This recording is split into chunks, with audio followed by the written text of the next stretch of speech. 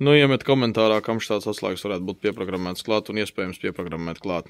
Šī gadījumā izvēle ļoti liela, bet šīs ies tieši Ford American Power.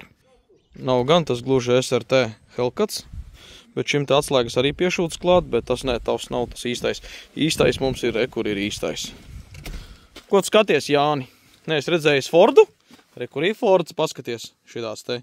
Oriģinālā atslēga viņam pasties kāds salons. Kādu beņķi izliksim wide angle, platleņķi labāk izskatās. Tātad, un paskaties šitās te atslēdziņas. Keyless Go saucās, jo faktiski viņa nekur nav jāliek, ja? Viņa strādā, tāpatās arī viņam ir uz rokām. Ne uz rokām, bet uz ručkām virsū keyless. Kur redzi šī vietā. Tu vari tikt iekšā, ērt efektīvi. Un kāpjam iekšā.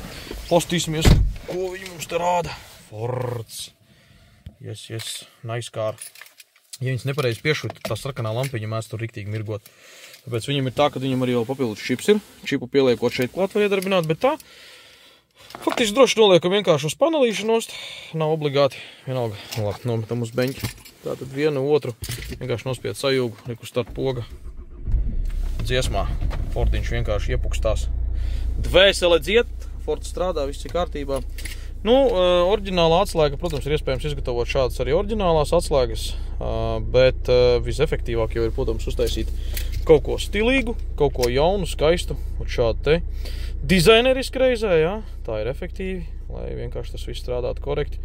Tā kā interesē atslēga programmēšana, droši raksti zvani, sakārtosim, principā, es domāju, jebkuram automobīlim jaunu atslēgu. Thanks for watching.